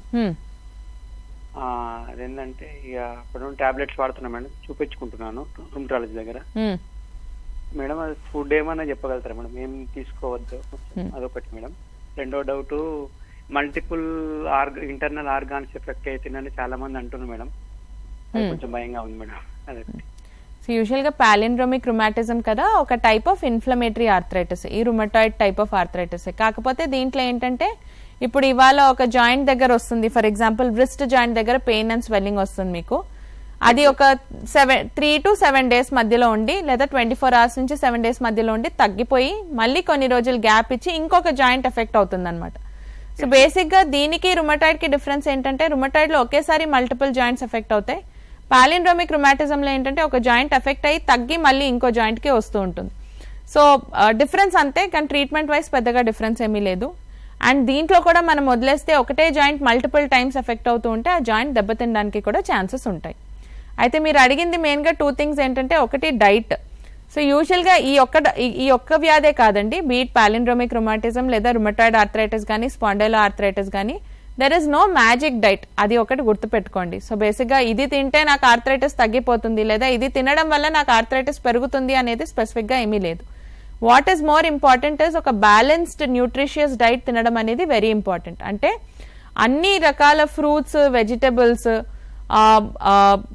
ఇంకా అన్ని రకాల ప్రోటీన్స్ తినటము, హోల్ గ్రెయిన్స్ తీసుకోవడం, ఇవన్నీ డైట్లో చాలా important. What you should avoid అంటే ఏది తినకూడదు అంటే ఏది బాడీకి హాని కలిగిస్తుందో ఆ ఫుడ్ తినకుండా ఉండాలి. సో బేసిక్గా ప్రాసెస్డ్ ఫుడ్స్ కానీ, ఎక్కువగా ఆయిలీ పదార్థాలు, ఫ్రైడ్ ఐటమ్స్, ఎక్కువగా మసాలా ఉన్న ఫుడ్స్, ప్యాక్డ్ ఫుడ్స్ ఎక్కువగా తినటం, ఇవి జంక్ ఎక్కువగా తినటం ఇది మంచిది కాదు. బట్ హెల్దీ బ్యాలెన్స్ డైట్ అనేది ఈజ్ వాట్ ఈస్ రికమెండెడ్. ఇప్పుడు చాలా మంది ఎలా అంటే ఎగ్ తినచ్చా, పులుపు తినచ్చా, వంకాయలు తినచ్చా, పొటాటోస్ తినచ్చా, ఏదన్నా మితిగా ఇన్ అ బ్యాలెన్స్డ్ ఫార్మ్ అన్ని డైట్ తీసుకోవచ్చు. అంటే ఒక నార్మల్ పర్సన్ తినగలిగే ఫుడ్స్ అన్ని మీరు కూడా తినగలరు. సెకండ్ క్వశ్చన్ మీరు అడిగింది పాలిండ్రోమిక్ రుమాటిజంలో అదర్ ఆర్గన్స్ కూడా ఎఫెక్ట్ అవుతాయా అని. ఇప్పుడు పాలిండ్రోమిక్ రుమాటిజంలో ఉండిపోయి ఇంకెప్పుడు మీకు ఏం ప్రాబ్లం రాకుండా కూడా ఉండొచ్చు, ఓన్లీ జాయింట్స్ వరకే, లేదా వేరే ఆర్గన్స్ ఎఫెక్ట్ అయ్యే ఛాన్సెస్ ఉంటాయి అన్నమాట. సో అది ఎప్పుడు అంటే when it evolves into an other disease. ఇప్పుడు palindromic rheumatism over the time రుమటాయిడ్లా మారిపోయి తర్వాత లాంగ్ టర్మ్గా అది సరిగా కంట్రోల్లో లేకపోతే ఎస్ వేరే ఆర్గన్స్ ఎఫెక్ట్ అయ్యే చిన్న రిస్క్ ఉంటుంది. వేరే ఆటో ఇమ్యూన్ డిజీజెస్గా మారినా కూడా దానికి తగ్గట్టు వేరే ఆర్గన్స్ ఎఫెక్ట్ అవ్వడానికి ఛాన్సెస్ ఉంటాయి. సో దీంట్లో మీరు ముఖ్యంగా పాటించాల్సింది ఏంటంటే, మీరు రెగ్యులర్గా మీ రుమటాలజిస్ట్ని కలిసినప్పుడు వాళ్ళు ఎలాగైనా మీకు బ్లడ్ చెక్స్ చేస్తూ ఉంటారు. సో వాళ్ళు మానిటర్ చేస్తూ ఉంటారు నిజంగానే ఇది వేరే ఆర్గన్స్ని ఎఫెక్ట్ చేస్తుందా లేదా అన్నది. సో మీ రుమటాలజిస్ట్ దగ్గర మీకు ఏమైనా కొత్త సిమ్టమ్స్ ఉంటే వాళ్ళకి చెప్పండి, వాళ్ళు మానిటర్ చేసుకుంటూ ఉంటారు నిజంగానే వేరే ఆర్గన్స్ ఎఫెక్ట్ అవుతున్నాయా లేదా అన్నది. రైట్, థ్యాంక్ యూ రాజు గారు. అంటే ఈయన కంప్లైంట్లో ఎందుకు ఎఫెక్ట్ అవుతాయి అంటే వేరే ఆర్గాన్స్ కూడా ఎందుకు ఎఫెక్ట్ అవుతాయి దానివల్ల? సో యూజువల్గా ఆటో ఇమ్యూన్ డిసీజెస్ అన్ని ఎలా అంటే ఆటో ఇమ్యూనిటీ ఒకటే ఆర్గన్కి ఫోకస్డ్గా యాంటీబాడీస్ ప్రొడ్యూస్ అవుతాయని లేదు. వేరే అదే యాంటీబాడీస్ వేరే ఆర్గన్స్ మీద కూడా ఎఫెక్ట్ పడడానికి ఛాన్సెస్ ఉంటాయి. ఉన్న వాటిలో రుమటాయిడ్ ఆర్థరైటిస్ ఒక్కటే వేరే ఆర్గన్స్ ని ఎఫెక్ట్ చేసే ఛాన్సెస్ తక్కువ. In the sense that rheumatoid usually కంట్రోల్లో లేకపోతేనో లేకపోతే కొంతమందికి చాలా అన్ఫార్చునేట్ గా వేరే ఆర్గన్స్ మీద ఎఫెక్ట్ పడచ్చు తప్ప అదర్ ఆటో ఇమ్యూన్ డిసీజెస్ తీసుకుంటే లైక్ లూపస్ కానీ షాగ్రన్స్ కానీ లేదా స్క్లీరోడర్మా కానీ వాటిలో ఏంటంటే స్టార్ట్ అవ్వడమే మల్టిపుల్ ఆర్గన్స్ లో స్టార్ట్ అయ్యే ఛాన్సెస్ ఉంటాయి అన్నమాట. ఓకే, అండ్ అలాగే ఈ రుమటాయిడ్ ఆర్థరైటిస్ లో మెయిన్ గా చెప్పుకునేది మార్నింగ్ స్టిఫ్నెస్ కోసం ఎక్కువగా చెప్తుంటారు. ఎందుకు అంత ఇంపార్టెంట్ గా దానికోసం చెప్తారు ఈ రుమటాయిడ్ ఆర్థరైటిస్ లో? యూజువల్ గా స్టిఫ్నెస్ అంటే ఈ పట్టేయడం అనేది అందరం ఎక్స్పీరియన్స్ అయ్యి ఉంటాం కదా. లైక్ ఇప్పుడు ఎప్పుడైనా మనకి ఫీవర్ వచ్చింది, బాడీ అంతా పట్టేసినట్టు అనిపిస్తుంది, లేదా ముందు రోజు బాగా హెవీగా స్ట్రెయిన్ అయ్యాం ఫిజికలీ, నెక్స్ట్ డే బాడీ అంతా టైట్ గా అనిపిస్తుంది. రుమటాయిడ్ లో ఏంటంటే stiffness is a very common symptom. Pain కన్నా ఎక్కువ కొన్నిసార్లు వాళ్ళు స్టిఫ్నెస్ కోసమే వస్తారు. మార్నింగ్ లేచేసరికి విపరీతంగా జాయింట్స్ పట్టేయడం, వాళ్ళకి అసలు ఆ జాయింట్ మూవ్మెంట్ రాదు. సో మనకి ఏ పని చేసుకోవాలన్నా first movement is more important. Pain ఉన్నా మనం జాయింట్ మూవ్ చేయగలిగితే పెయిన్ ఉన్నా మనం కొన్నిసార్లు చేసేస్తాం. కానీ ఈ స్టిఫ్నెస్ వల్ల ఏంటంటే కదలిక అనేది ఉండదు అనమాట. ఎందుకంటే ఆ జాయింట్ లో ఈ వాతంకి సంబంధించిన కెమికల్స్ అన్ని బాగా అక్యుములేట్ అయిపోయి రాత్రంతా పొద్దున్న లేచేసరికి ఆ జాయింట్ మూవ్ కాదు. సో అందుకనే స్టిఫ్నెస్ రుమటాయిడ్ లో ఒక చాలా కామన్ సిమ్టమ్. అండ్ ఆ స్టిఫ్నెస్ ఉండడం కూడా యూజువలీ 30 minutes కన్నా ఎక్కువ ఉంటుంది. అది బేసిక్ ప్రాబ్లం. ఓకే, అండ్ ఈ రుమటాయిడ్ ఆర్థరైటిస్ లో బరువు తగ్గిపోవటం, అలసట ఇవన్నీ కామన్ సిమ్టమ్స్ అంటారా, ఆర్ దీని వల్లే వస్తున్నాయి అంటారా, లేకపోతే ఇంకేదన్నా అనుకోవచ్చా? రుమటాయిడ్ లో ఇప్పుడు బరువు తగ్గటం అనేది నార్మల్ గా ఎర్లీ స్టేజ్ రుమటాయిడ్ లో అంత బరువు తగ్గటం యూజువలీ డు నాట్ నోటీస్. అంటే బరువు తగ్గడం అనేది కామన్ గా రిపోర్ట్ చేయరు. కానీ లాంగ్ టర్మ్ రుమటాయిడ్ ఉందనుకోండి, ఇప్పుడు మనకి ఏది లాంగ్ టర్మ్ ఉన్నాయి, ఇప్పుడు క్రానిక్ ఇన్ఫెక్షన్స్ లైక్ టీబీ తీసుకోండి, ఏది లాంగ్ టర్మ్ ఉన్నా ఏంటంటే బాడీలో ఆ ఇన్ఫ్లమేటరీ స్టేట్ అనేది డెవలప్ అయితే నెమ్మదిగా ఏంటంటే మనం తినే ఫుడ్ మనకి రాదు, మనకి బాడీలో జరుగుతున్న ఈ ఇన్ఫ్లమేషన్ అంతా మన ఫుడ్ ని తీసేసుకుంటూ ఉంటుంది. మన న్యూట్రిషన్ అంతా will go for the inflammation part. So అప్పుడు ఆటోమేటిక్గా ఏమవుతుంది, మనం ఫుడ్ సరిగా తిన్నా వెయిట్ అనేది తగ్గుతూ ఉంటాం. అండ్ పర్సే అపిటైట్ కూడా తగ్గిపోతుంది rheumatoid arthritis. So long term disease control చేయకపోతే డెఫినెట్ గా వెయిట్ అనేది తగ్గుతూ ఉంటారు. ఇంకా మిగతా ఆటో ఇమ్యూన్ డిసీజెస్ వస్తే మాత్రం weight loss is a very common symptom. Okay, and అలసట అన్నారు కదా, అది కూడా like fatigue is a part and parcel of all autoimmune diseases. అంటే ఎవ్రీ ఆటో ఇమ్యూన్ డిసీజ్ లో ఫెటిగ్ అనేది డిసీజ్ వల్ల వస్తుంది. కొన్నిసార్లు డిసీజ్ కంట్రోల్ చేశాక కూడా అలసట ఉంటుంది. అండ్ ఆ అలసటని కంట్రోల్ చేయడం అనేది చాలా కష్టం. అంటే కొన్నిసార్లు మెడికేషన్స్ తోనే పాసిబుల్ అవ్వదు. ఓకే, అయితే మ్యామ్ ఈ రుమటాయిడ్ ఆర్థరైటిస్ లక్షణాలు, ఈ సిమ్టమ్స్ ఏవైతే ఉంటాయో అవి కంటిన్యూస్ గా ఒకేలా ఉంటాయా లేదా మారుతూ ఉంటాయా? మారుతూ ఉంటాయి. యూజువల్ గా ఏంటంటే వాళ్ళు ఫస్ట్ కొంతమందికి ఎలా అంటే ఫస్ట్ ఒకసారి ఒక 2-3 జాయింట్స్ లో ఆర్థరైటిస్ వస్తుంది, వాళ్ళ దగ్గరలో ఏదైనా pain medications or any anti inflammatory medications లేదా కొన్నిసార్లు స్టిరాయిడ్స్ వేసేసుకుంటారు. ఒక 10 days 15 days వేసాక తగ్గిపోయి అసలు 2-3 years వాళ్ళకి సిమ్టమ్స్ కూడా ఉండకపోవచ్చు. సడన్ గా మళ్ళీ ఒకటేసారి మల్టిపుల్ జాయింట్స్ లో మొదలవ్వచ్చు. అదే కొంతమందికి స్టార్టింగే మల్టిపుల్ జాయింట్స్ లో వచ్చి వాళ్ళు ట్రీట్మెంట్ తీసుకున్నాక తగ్గి అసలు డిజీజ్ లేకుండా ఉండొచ్చు, లేదా ఇంటర్మీడియట్ గా వ్యాధి పెరగచ్చు. వాటిని ఫ్లేర్స్ అంటాం అనమాట. సో డిజీజ్ ఎలా ఉంటుంది అన్నది something that we cannot guess. అంటే కొంతమందికి చాలా బాగా తగ్గుతాయి మెడికేషన్స్ తో, కొంతమందికి మెడిసిన్స్ తో తగ్గనప్పుడు మనం మెడిసిన్స్ పెంచాల్సిన అవసరం రావచ్చు. ఆర్ కొంతమందికి దీర్ఘకాలికంగా వ్యాధి కంట్రోల్లో ఉండి సడన్ గా పెరగడానికి కూడా ఛాన్సెస్ ఉంటాయి. సో అందుకనే monitoring and follow up is very important in arthritis and other auto immune diseases లో కూడా రెగ్యులర్ ఫాలో అప్ అనేది చాలా ఇంపార్టెంట్. బికాస్ డిసీజ్ ప్రెడిక్ట్ చేయడం అనేది కొన్నిసార్లు కష్టం. రైట్, ఈ రుమటాయిడ్ ఆర్థరైటిస్ ని అసలు మనం అంటే డాక్టర్స్ ఎలా ఐడెంటిఫై చేస్తారు, అంటే ఎలాంటి బ్లడ్ టెస్టులు దీనికి ఉపయోగిస్తారు? సో రుమటాయిడ్ ఆర్థరైటిస్ చాలా వరకు చెప్పాలంటే ఇట్స్ క్లినికల్ డయాగ్నోసిస్. అంటే పేషెంట్ చెప్పే సిమ్టమ్స్ బట్టి మేం చేసే ఎగ్జామినేషన్ బట్టే వాళ్ళకి ఆర్థరైటిస్ ఉందా లేదా అనేది నిర్ధారిస్తాం. ఒక్కసారి ఆర్థరైటిస్ ఉంది అని మనం అనుకుంటే అప్పుడు దానికి తగ్గ టెస్ట్ చేస్తాం. సో ఇప్పుడు రుమటాయిడ్ మనం సస్పెక్ట్ చేస్తున్నామంటే యూజువల్ గా రుమటాయిడ్ ఫ్యాక్టర్, యాంటీ సిసిపి అని కొన్ని టెస్టులు చేస్తాము. అవి పాజిటివ్ ఉంటే ఎస్ ఇది రుమటాయిడ్ ఆర్థరైటిస్ అని చెప్పడానికి ఛాన్సెస్ ఎక్కువ ఉంటాయి. కానీ అలా నెగటివ్ ఉంటే రుమటాయిడ్ కాదు అని కాదు. సో సపోజ్ నెగటివ్ ఉంది అనుకోండి, అప్పుడు కూడా సీరో నెగటివ్ రుమటాయిడ్ ఆర్థరైటిస్ అని ఒక కాంపోనెంట్ ఉంటుంది. సో ఈ పర్టిక్యులర్ బ్లడ్ టెస్ట్ చేస్తే నాకు రుమటాయిడ్ ఆర్థరైటిస్ ఉందో లేదో తెలిసిపోతుంది అని అనుకోలేము. సెకండ్ థింగ్ ఏంటంటే రుమటాయిడ్ ఫ్యాక్టర్ పాజిటివ్ ఉన్న ప్రతి ఒక్కరికి రుమటాయిడ్ ఆర్థరైటిస్ ఉండాల్సిన అవసరం లేదు. సో మనం ఒక జనరల్ పాపులేషన్ హెల్దీ పీపుల్ని తీసుకొని ఒక 100 మందికి రుమటాయిడ్ ఫ్యాక్టర్ జనరల్గా చేసామనుకోండి, దాంట్లో 20 మందికి రుమటాయిడ్ ఫ్యాక్టర్ పాజిటివ్ వస్తుంది. సో వాళ్ళకి రుమటాయిడ్ ఆర్థరైటిస్ ఉన్నట్టు కాదు, వాళ్ళకి ఫ్యూచర్లో రుమటాయిడ్ 100% డెవలప్ అవుతుందని కూడా చెప్పలేం. సో టెస్ట్ అనేది should not be a screening test. అంటే ఇప్పుడు ఎలాగ బ్రెస్ట్ క్యాన్సర్ డెవలప్ అవుతుందా అని మ్యామోగ్రామ్ చేసుకుంటూ ఉంటారు కదా, అలా రుమటాయిడ్ ఆర్థరైటిస్ డెవలప్ అవుతుందా అనేది రుమటాయిడ్ ఫ్యాక్టర్ చేసుకొని స్క్రీన్ చేసుకోకూడదు. బికాస్ రుమటాయిడ్ ఓన్లీ సిమ్టమ్స్ వచ్చినప్పుడే మనం రుమటాయిడ్ ఆర్థరైటిస్ కి సంబంధించిన టెస్టులు చేస్తాం తప్ప నార్మల్ పీపుల్లో కూడా కొన్నిసార్లు రుమటాయిడ్ ఫ్యాక్టర్ ఉండదు. అసలు ఈ రుమటాయిడ్ ఫ్యాక్టర్ అంటే ఏంటి? Rheumatoid factor is a kind of antibody. ఇప్పుడు ఇవన్నీ ఆటో యాంటీబాడీస్ కదా, మన ఇమ్యూనిటీ మన మీద తిరగబడడం వల్ల డెవలప్ అవుతున్న autoantibodies. So rheumatoid factor, anti CCP ఇవి కొన్ని autoantibodies which form in the body.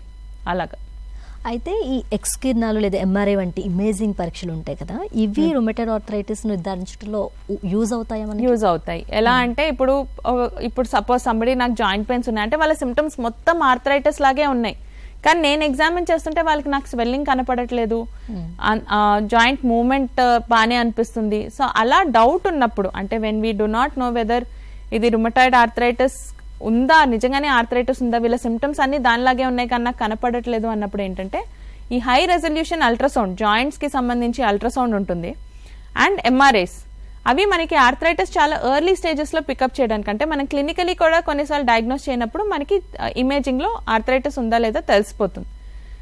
X-rays ఏంటంటే ఎక్స్రేస్ లో మనకి ఆర్థరైటిస్ సంబంధించిన లక్షణాలు తెలిసేసరికి, అంటే ఎక్స్రేస్ లో యూజువల్ గా బోన్ డ్యామేజ్ అయినప్పుడే మనకు కనపడుతుంది. సో ఎక్స్రేస్ మనకి ఎర్లీ డయాగ్నోసిస్ లో యూజువల్ గా హెల్ప్ చేయవు, కానీ ఎక్స్రేస్ ఎలా హెల్ప్ చేస్తాయి? ఒక పేషెంట్ ఇప్పుడు ఆల్మోస్ట్ మనకి 3 years నుంచి రుమటాయిడ్ తో సఫర్ అవుతున్నారు, వాళ్ళకి మనం ఎగ్జామిన్ చేసినప్పుడు జాయింట్ మూవ్మెంట్ బాగా తగ్గిపోయింది, అప్పుడు ఎక్స్రే చేస్తే ఏంటంటే ఈ రుమటాయిడ్ ఇన్ని రోజులు ఉండటం వల్ల జాయింట్లో ఏమైనా డ్యామేజ్ జరిగిందా అని తెలుసుకోవడానికి మనకి ఎక్స్రేస్ చాలా యూస్ఫుల్. ఓకే. అండ్ ఈ అంటే రుమటాయిడ్ ఆర్థరైటిస్కి అసలు ట్రీట్మెంట్ ఉందా? ఇన్ కేసు ఉంటే ఎలాంటి ట్రీట్మెంట్స్ మనకి అందుబాటులో ఉన్నాయి? సో రుమటాయిడ్ ఆర్థరైటిస్ లో ట్రీట్మెంట్ డెఫినెట్ గా ఉంది చెప్పాలి అంటే, that is the most important thing. చాలా మందికి ఉన్న అపోహ ఏంటంటే అప్పా ఆర్థరైటిస్ వచ్చింది, కీళ్ళవాతం వచ్చింది అంటే జనరల్ గా అందరు క్యూర్ లేదు అనేసరికి, క్యూర్ కి కంట్రోల్ కి చాలా డిఫరెన్స్ ఉంది. ఇప్పుడు క్యూర్ లేదు అంటే ట్రీట్మెంట్ లేదు అని కాదు కదా. ఇప్పుడు డయాబెటీస్ కి క్యూర్ ఉందా అంటే కంప్లీట్ క్యూర్ అయితే ఇవ్వలేం కదా, కానీ కంప్లీట్ గా కంట్రోల్లో ఉంచి డిజీజ్ ని కంట్రోల్లో ఎలా ఉంచగలమో ఇక్కడ కూడా అలాగే ట్రీట్మెంట్ తో ఒక rheumatoid arthritis patient any other normal individual లాగా ఉండగలుగుతారు. బట్ ట్రీట్మెంట్ అనేది తీసుకోవాలి, అండ్ ఎర్లీ స్టేజెస్ లో తీసుకుంటే అడ్వాంటేజ్ ఏంటంటే జాయింట్ డ్యామేజ్ అవ్వక ముందరే మనం టార్గెట్ చేస్తున్నాం కాబట్టి జాయింట్ డ్యామేజ్ అవ్వకుండా, డిఫార్మిటీస్ అంటే వేలు వంకర్లు తిరగకుండా మనం కాపాడుకోవచ్చు. అదే సరేలే ఇప్పుడు నేను పెయిన్ భరించగలుగుతున్నాను, నెమ్మదిగా చూసుకుందామని జాయింట్ డ్యామేజ్ అయ్యాక మా దగ్గరకు వచ్చేసారనుకోండి, ఆ డ్యామేజ్ అయిన పోర్షన్ ని మనం రికవర్ చేయలేం. ఫర్దర్ గా డ్యామేజ్ అవ్వకుండా కాపాడుకోవడానికి మెడిసిన్స్ ఇవ్వగలం. అండ్ దీంట్లో మెడిసిన్స్ కూడా ఎలా అంటే చాలా మంది అనుకునేది ఏంటి, స్టిరాయిడ్సే ఇస్తారు, పెయిన్ కిల్లర్సే ఇస్తారు, వాటికి సైడ్ ఎఫెక్ట్స్ ఎక్కువ ఉంటాయి కదా. యాక్చువల్ గా చెప్పాలంటే అసలు పెయిన్ కిల్లర్స్ మేము hardly first few days, maybe some times అసలు లేకుండా కూడా ఇస్తాం ట్రీట్మెంట్. సో పెయిన్ కిల్లర్స్ అనేవి రుమటాయిడ్ లో కంపల్సరీగా వేసుకోవాల్సిన మందులు కాదు. స్టిరాయిడ్స్ కూడా ఏవైతే ఇస్తామో ఎస్పెషలీ ఇన్ రుమటాయిడ్ ఆర్థరైటిస్ చాలా లో డోసెస్, అది కూడా ఇమీడియట్ రిలీఫ్ కోసం. ఏవైతే వేరే మందులు ఇస్తామో అవి 4 to 6 weeks పడతాయి పనిచేయడానికి. సో అవి పనిచేసే వరకు టు బ్రిడ్జ్ ద గ్యాప్ మనం స్టెరాయిడ్స్ ఇనిషియల్ గా ఇస్తామన్నమాట. అయితే చాలా మంది ఓల్డ్ ఏజ్ పీపుల్ ఉంటారు కదా, ఇప్పుడు 50-60 ఈ ఏజ్ లో ఉన్న వాళ్ళకి ఎక్కువగా మనం వినే కంప్లైంట్ ఏంటంటే ఈ మోకాళ్ళ నొప్పులు బాగా వస్తున్నాయి, కాళ్ళ నొప్పులు, కాళ్ళు వాయడం అనేది, నొప్పులు అనేది ఎక్కువ ఉంటాయి. ఇవి దేని వల్ల వస్తాయి అసలు వాళ్ళకి? అంటే దీన్ని మనం ఎలా ఐడెంటిఫై చేయొచ్చు, దేని కింద మాట్లాడుకోవచ్చు అసలు? సో యూజువల్ గా ఇలా 50-60 years వాళ్ళు మోకాళ్ళ నొప్పులతో వస్తే ఏంటంటే యూజువల్ గా అది ఆస్టియో ఆర్థరైటిస్ అయ్యే ఛాన్సెస్ ఎక్కువగా ఉంటాయి. అంటే వాళ్ళకి కీళ్ళ అరుగుదల, maybe because of over weight or knee మీద బాగా స్ట్రెయిన్ పడిపోతుంది, వాళ్ళు బాగా కిందని కూర్చొని లేదా మెట్లు ఎక్కడం దిగడం, అంటే మరీ విపరీతంగా జాయింట్ మీద లోడ్ పడిపోయింది, వాళ్ళ మజిల్ స్ట్రాంగ్ గా లేదు, వాళ్ళ డైట్ లో అడిక్వేట్ కాల్షియం ప్రోటీన్ లేకపోవడం వల్ల మజిల్ స్ట్రెంగ్త్ అడిక్వేట్ గా లేనప్పుడు ఏంటంటే జాయింట్ తొందరగా అరిగిపోతుంది.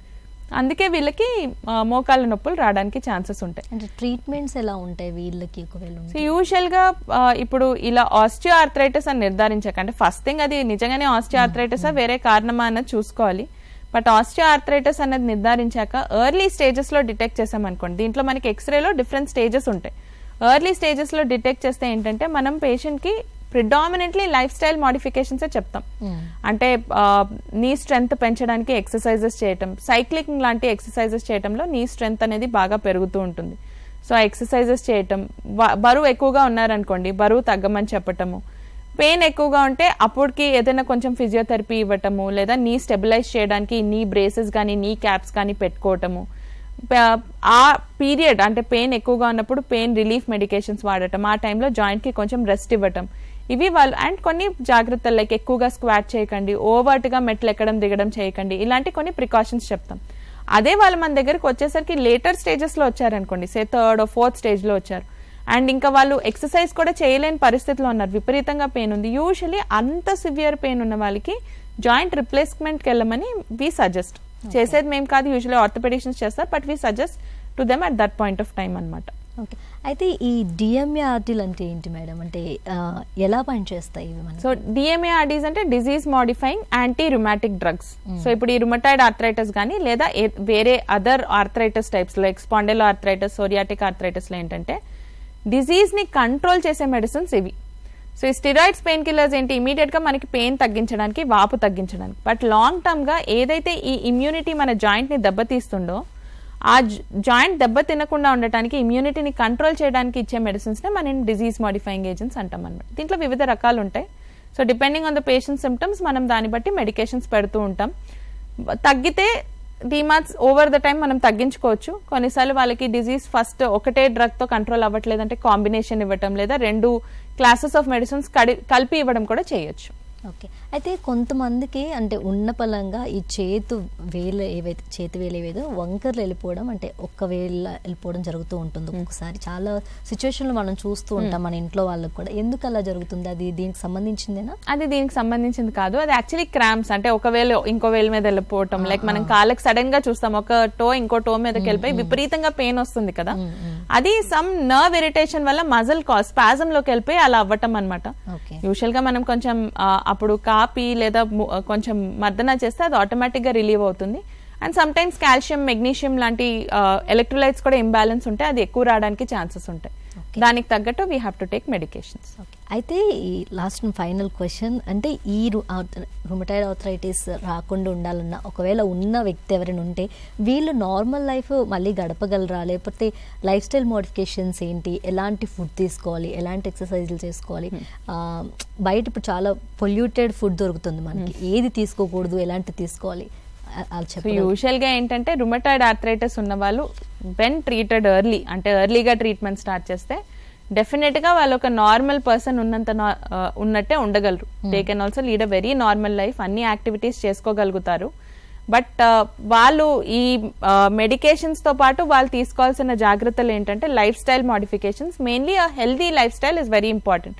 సో ఇందాక చెప్పినట్టు బ్యాలెన్స్ డైట్, రెగ్యులర్ ఎక్సర్సైజెస్. ఎటువంటి ఎక్సర్సైజెస్ అంటే muscle strengthening exercises, brisk walking, అంటే లో ఇంపాక్ట్ ఎక్సర్సైజెస్ రుమటాయిడ్ ఆర్థరైటిస్ వాళ్ళు చేస్తే మంచిది. జాయింట్ పెయిన్స్ ఉన్నాయంటే ఎక్సర్సైజెస్ చేయకూడదని కాదు, ఇన్ఫాక్ట్ ఎక్సర్సైజెస్ చేస్తేనే మజిల్ స్ట్రెంత్ పెరుగుతుంది కాబట్టి మనకి జాయింట్ కి తోడ్పడుతుంది అనమాట. And at the same time వాళ్ళకి ఇన్ఫ్లమేషన్ తగ్గడానికి కూడా ఎక్సర్సైజెస్ హెల్ప్ చేస్తాయి.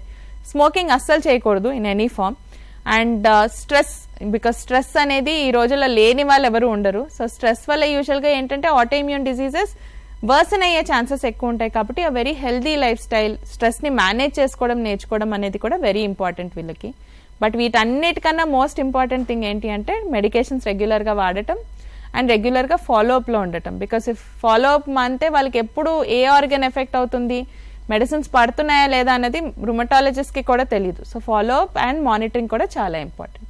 Right, thank you so much ma'am. Thank you, చాలా మంచి ఇన్ఫర్మేషన్ మాకు అందించినందుకు thank you so much. Yes, చూసారు కదా రుమటాయిడ్ ఆర్థరైటిస్ కారణాలు, చికిత్సలు, నివారణ, అలా ఎలాంటి ప్రికాషన్స్ తీసుకోవాలి, రాకుండా ఉండాలంటే ఎలాంటి జాగ్రత్తలు తీసుకోవాలి, వచ్చిన తర్వాత మెడిసిన్ ఎలా యూజ్ చేయాలి, ఇలాంటి విషయాలని మేడం చాలా చక్కగా వివరించారు. ఇది వాళ్ళ ఆరోగ్య మిత్ర. నమస్తే.